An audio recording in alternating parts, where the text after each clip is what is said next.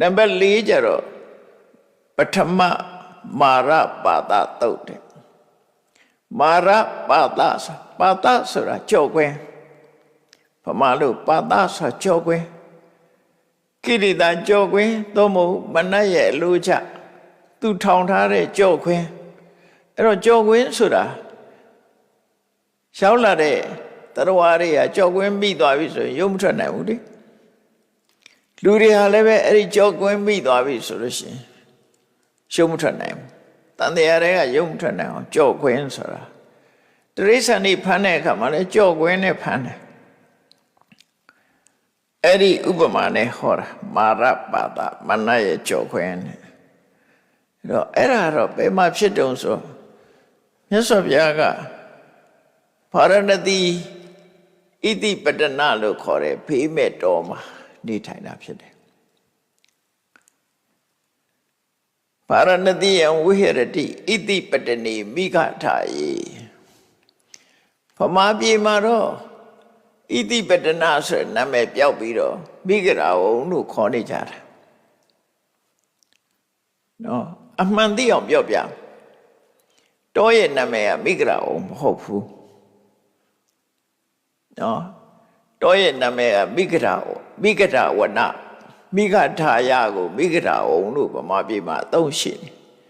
တောရဲ့နာမည်ကဣတိပတနာတောဘာကြောင့်မိဂထာယေလို့ပြောတာတော့ဆိုဘေးမဲ့ပေးထားလို့အဲ့တော့ဘေးမဲ့ပေးထားတာဟာဒီတောတော်လည်းမဟုတ်ဘူးတခြားတောတွေလည်းရှိတယ်ဗမာပြည်မှာလည်းဘေးမဲ့ပေးထားတဲ့တောတွေရှိတယ်လေဘေးမဲ့ကြိုးဝိုင်းဆိုတာရှိတယ်လေအဲ့တော့မိဂထာယေလို့ဆိုတာမိဂထာယရဲ့အထိပ္ပယ်ကတာယကတောမိဂဆိုတာသားငှက်တရိစ္ဆာန်အလုံးကိုရည်ညွှန်းတာသမင်တစ်ခုတည်းမဟုတ်ဘူးမိဂထာယေသားငှက်တရိစ္ဆာန်တို့ကိုနေထိုင်မှုအတွက်ပေးထားတဲ့တောဖေမဲ့ပေးထားတဲ့တောအဲ့ဒါကိုမိဂထာယပါဠိအမှန်ကမိဂထာယအင်္ဂလိပ်လိုပြန်တဲ့အခါကျတော့ဒီယပတ်လို့ပြန်တာလည်းမမှန်ဘူးအဲ့ဒါဒီယပတ်ဆိုတော့သမင်ဥယျာဉ်လို့အဓိပ္ပာယ်ရသွားတယ်ဒါလည်းမဟုတ်ဘူးအမှန်ကတော့အဲ့ဒီဣတိပတနာတော်ကြီးကိုဖခင်ကနေပြီးတော့ဖေးမဲ့တော်ဖြစ်သတ်မှတ်ထားတာသမင်နဲ့ရှိတာမဟုတ်ဘူးအဲ့တော်ထဲမှာအကောင်မျိုးစုံရှိတယ်ငှက်တွေလည်းရှိတယ်သားငှက်တရိစ္ဆာန်တွေအားလုံးကိုမဖမ်းရမပြစ်ခတ်ရဆိုပြီးတော့ပေးမဲ့ပေးထားလို့အဲ့တော့ပြန်ရမယ်ဆိုမိဂထာယရဲ့အဓိပ္ပာယ်ကစံကျော်ရီလို့ပြန်ရမယ်ဟာပေးမဲ့တော့ဣတိပတနာစံကျော်ရီဒါပြန်တဲ့အတိုင်းမှန်တာမဟုတ်ဘူးအဲ့ဒါတချို့ဟာတွေအင်္ဂလိပ်လိုရေးထားလို့အမှန်မဟုတ်ဘူးတချို့ဟာတွေအဲ့တော့ပေးမဲ့တော့ကိုမိဂထာယလို့ခေါ်တာကိုမိဂရာဝုံဆိုပြီးတော့သမင်နေတောင်မွေးထားလိုက်သေးတဲ့ခဏခေတ်မှာသမင်တော်ဆိုပြီးတော့လုပ်တယ်မဟုတ်ဘူးအဲ့ဒါဟာအထိပ္ပယ်မမှန်ဘူးသမင်တစ်ခုတည်းတင်ရှိတာမဟုတ်ဘူးဂျီတို့ဆတ်တို့တခြားတိရစ္ဆာန်တွေအဲ့ထက်မှအများကြီးရှိတယ်အဲ့ဒါတွေကိုမပြည့်ရမခတ်ရမဖမ်းဆီးရလို့ပေးမဲ့ပေးထားတာအဲ့ဒါကိုမိဂထာယလို့ခေါ်တာပဲဒါထုံတန်းစင်လာရှေးတုန်းကတည်းကလှုပ်လေလှုပ်ထားရှိတယ်ဗမာပြည်မှာလည်းပေးမဲ့ကျိုးဝိုင်းလို့ခေါ်တာဒါဒီတိုင်းပဲတူတူပဲအဲ့တော့စံကျော်ရီဣတိပတနာနေအမည်စံကျော်ရီဆိုတာသူ့ရဲ့ပေးမဲ့တို့ထားတယ်ပေးမဲ့ပေးထားတဲ့ဣတိပတနာတော်လို့သူတို့ဆိုလို့တယ်ပေါ့အဲ့ဒါမှအမှန်နော်တော့အမှားအမှန်ဆိုတာစကားသုံးတာကြာသွားလို့ရှိရင်အမှားလည်းအမှန်ဖြစ်တယ်ဆိုတာအမှန်လို့ထင်နေကြတာမျိုးတွေရှိတယ်ပေါ့နော်ဒါကြောင့်မို့တကယ်အမှန်သိအောင်လို့ပြောပြတာမြတ်စွာဘုရားသည်ဗာရဏသီမြို့အနီးမှာရှိတယ်ဖေးမဲ့ပေးထားတဲ့ဣတိပတနာတော်ထဲမှာသရင်သုံးတော်မူတယ်ဒီလိုပဲပြန်မှာဖြစ်တယ်အဲ့ဒီမှာသရင်သုံးနေတဲ့အချိန်လေးမှာဝါထွင်းကာလပစ္စဝဂီတို့ ဝါဆိုပထမဝါကဣတိပတနာတော့မှာဝါဆိုတာလေးမြတ်စွာဘုရားဝါဆိုဥဝါဆိုလာပြီးနေ့မှာဓမ္မစကြာတရားဟောတယ်ပိဿဝဂ္ဂိ5ပါးနောက်လာပြီး9ရက်နေ့မှာအနတ္တလက္ခဏာ3ဟောတယ်အဲ့ဒါလို့အဲ့ဒီဝါတွင်ကာလအဲ့ဒီမှာနေတော့ယတတထေသသင်္ကန်းဝတ်တယ်အဲ့မှာ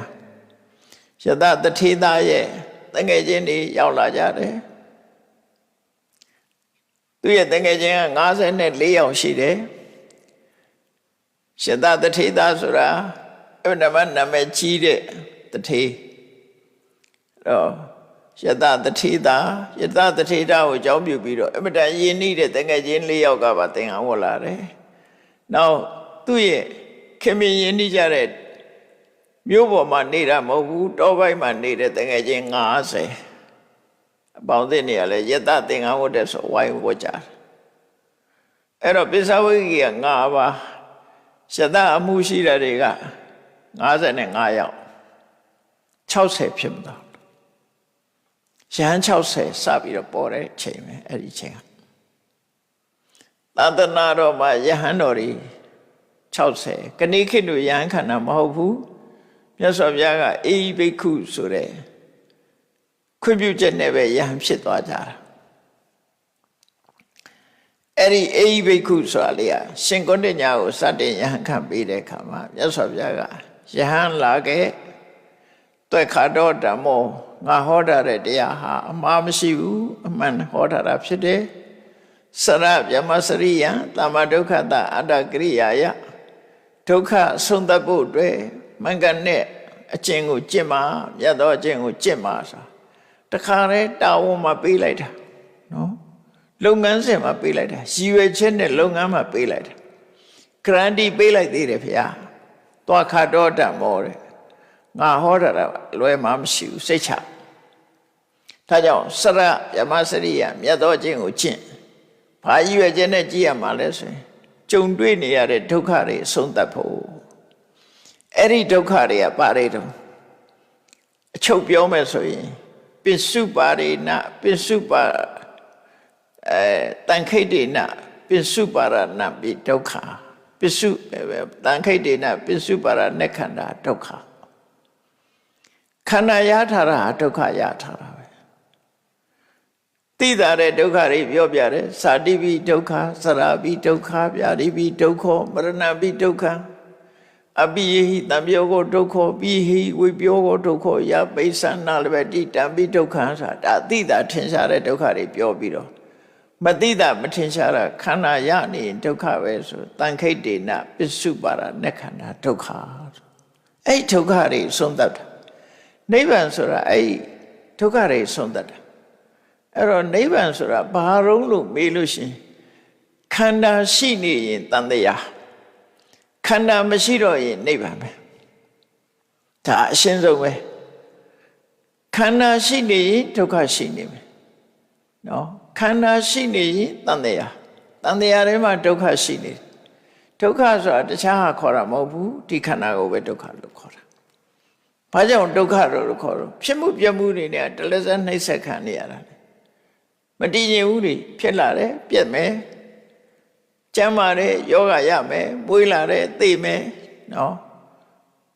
ငယ်ရွယ်တယ်အိုးမယ်ရှောင်လွယ်လို့မရဘူးလေအဲ့ဒါကြောင့်ခန္ဓာဟာဒုက္ခ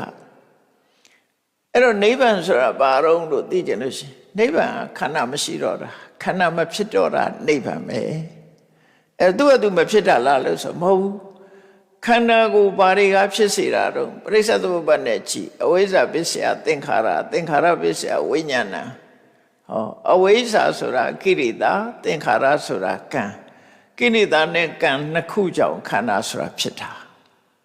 အဲ့ဒီမဲ့ကိရိတာကိုပယ်လိုက်လို့ရှိရင်ခန္ဓာမဖြစ်တော့နော်ကံနဲ့ကိရိတာမရှိမဖြစ်တော့ကိရိတာအဓိကကိရိတာကိုပယ်လိုက်တာ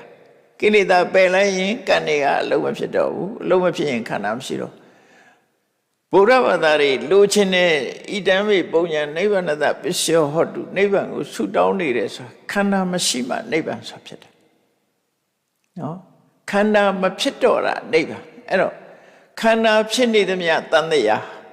ခန္ဓာမဖြစ်တော့မှနိဗ္ဗာန်ဒါအကျဉ်းဆုံးအရှင်းဆုံးမှတ်ချင်ဒါကြောင့်မို့ဒုက္ခတအန္တကရိယာယဆင်းရဲဒုက္ခရဲ့အဆုံးသတ်လို့ပြောတာဆင်းရဲဒုက္ခအဆုံးသတ်တယ်ဆိုတာဘာလို့ခန္ဓာအဆုံးသတ်သွားတာအဲ့ဒီအဆုံးသတ်သွားတာနောက်ထပ်မဖြစ်တော့တာအဲ့ဒါနိဗ္ဗာန်ပဲလို့ဒီလိုမှတ်အမှာဖြစ်တယ်အဲ့ဒီမှာမြတ်စွာဘုရားကယဟန်တွေကိုဝါတွင်းကာလမှာဘာမိတ်ရှိတုံးဆိုလို့ရှိရင်ငါဟာတဲ့မှန်မှန်ကန်ကန်နှလုံးသွင်းလို့စိတ်ထားမှန်လို့မှန်ကန်တဲ့နှလုံးသွင်းအသိဉာဏ်ရှိလို့မှန်မှန်ကန်ကန်ကြိုးစားအထုတ်လို့နော်အကောင်းဆုံးလွတ်မြောက်မှုကိုငါရခဲ့တာဖြစ်တယ်အကောင်းဆုံးလွတ်မြောက်မှုအနုတ္တရဝိမု ക്തി ဝိမု ക്തി ဆိုတာ freedom ပဲ liberation ဘယ်ကနေ freedom လဲဆိုဆင်းရဲဒုက္ခတွေဆုံးသက်သွားတာ freedom ပေါ့ကိလေသာတွေလွတ်သွားတာ freedom အဲ့ဒီ freedom ကိုငါရခဲ့တယ်အကောင်းဆုံး freedom ကိုငါရခဲ့တယ်အဲ့ဒီလိုမြတ်စွာဘုရားမင်းတို့လည်းပဲမှန်ကန်တဲ့နိလန်းနဲ့တရားဓမ္မကိုနှလုံးသွင်းကြကျင့်ကြံကြုတ်ကိုအထောက်ကြမှန်ကန်သောလုံလဖြင့်ကြိုးစားအထောက်ကြအဲ့ဒီလိုကြိုးစားအထောက်လို့ရှိရင်ငါရတယ်လို့ပဲမင်းတို့လည်းအကောင်းဆုံးလွတ်မြောက်မှုကိုရကြလိမ့်မယ်အဲ့လိုမြတ်စွာဘုရားယဟန်တွေကိုတိုက်တွန်းနှိုးဆော်တဲ့စကားကိုပြောလိုက်တဲ့အချိန်မှာမဏ္ဍကြီးကလာပြီးတော့ဗာပြောတော့ဘတ်တော်တိမာရပတိဟိယေဒိဗ္ဗဧသမာနုတာမာရဗန္ဒနဘတ်တော်တိနမိသမနမောက္ခတိအတန်ပေးလိုက်တာတော့မြတ်စွာဘုရားကလွတ်မြောက်မယ်ငါလည်းလွတ်မြောက်ပြီမင်းတို့လည်းလွတ်မြောက်မယ်ကြိုးစားကြလို့ဒီလိုတိုက်တွန်းတဲ့အခါမှာသူကလာပြီးတော့နှောက်ယှက်တာနော်ကိုရောကိုတဲ့ဒီနတ်၌ဖြစ်တဲ့နတ်ပြည်နတ်ကြော့ကွင်းလူသားတွေမှာရှိတဲ့ကြော့ကွင်းလူပြည်ကကြော့ကွင်းနတ်ပြည်ကကြော့ကွင်းနဲ့ကိုရောကိုချီနှောင်ထားလိုက်ပြီနော်ဒါကြောင့်မလို့ကိုရောဟာနှောင်ဖွဲ့မိနေတယ်ငါလက်ကမလွတ်နိုင်ပါဘူးလို့ပြောတာနော်ကြော့ကွင်းထဲမှာကိုရောမိနေပြီလို့ဆိုလို့တယ်ကြော့ကွင်းထဲမိတယ်ဆိုတာအတိတ်ပဲဘာလို့ဆိုရင်လူရဲ့ကာမဂုဏ်စိစိမ်ဥစ္စာကိုလည်းမစွန့်လွတ်နိုင်ဘူးတဏှာဆိုတဲ့ကြောကွင်းကမလွတ်နိုင်ဘူးအဲ့တော့လူဘဝကိုမလို့ခြင်းလို့နတ်ဘဝကိုလို့ခြင်းလို့တရားအထုတ်တယ်ဆိုလို့ရှိရင်နတ်ပြည်ရောက်ခြင်းလို့လုပ်ပြန်တော့နတ်ကြောကွင်းနဲ့မိတာပဲလေအဲ့တော့တန်တရားဟုတ်ကမလွတ်နိုင်လူဟာကောင်းတာလို့ခြင်းအဲ့ဒီကောင်းတဲ့ဘက်ကကြောကွင်းပဲမကောင်းတာလူတွေရဲ့ကာမဂုဏ်ကိုလို့ခြင်းတာလူကြောကွင်းနတ်တွေရဲ့ကာမဂုဏ်ကိုလို့ခြင်းတာနတ်ကြောကွင်းအဲ့ဒီနတ်ကြော်ခွင်ထဲမှာမိနေပြီလူကြော်ခွင်နတ်ကြော်ခွင်ထဲမှာမိလို့ကိုရောဟာငါလက်ကမလွတ်ပါဘူးလို့လာပြီးတော့ပြောတဲ့အခါမှာမြတ်စွာဘုရားမုဒ္ဒဟံမာရပါတိနာယေဒိဗ္ဗဧသမာနုတာလူကြော်ခွင်ဖြစ်ဖြစ်နတ်ကြော်ခွင်ဖြစ်ဖြစ်နော်မင်းထောင်ထားတဲ့မာရရဲ့ပါဒဆိုတဲ့ကြော်ခွင်တွေကငါအရှင်းလွတ်ပြီမာရဗန္ဒနာမုတ်တော်မီတယ်မင်းရဲ့နှောင်ကြိုးတွေကနေငါလုံးဝလွတ်သွားတယ်နောင်ကျိုးမဲ့ဖြစ်သွားပြီနိဟတောတွမတိအနကဟဲ့အယုဒ္ဓမကောင်မင်းဟာအရှုံးသမားပဲလို့မြတ်စွာဘုရားတုတ်ပြန်ပြောလိုက်တာအဲ့ဒါနဲ့မနတပျောက်ွယ်သွားတယ်ဒါကဒီလေးနံပါတ်တုတ်ကနေပြောဆိုတဲ့မြတ်စွာဘုရားရဲ့တုတ်ပြန်ခြင်းပဲဖြစ်တယ်အေးလောကကြီးမှာအခုလိုအကောင်းဆုံးအကြောင်းကျိုးတွေနဲ့ပတ်သက်ပြီးတော့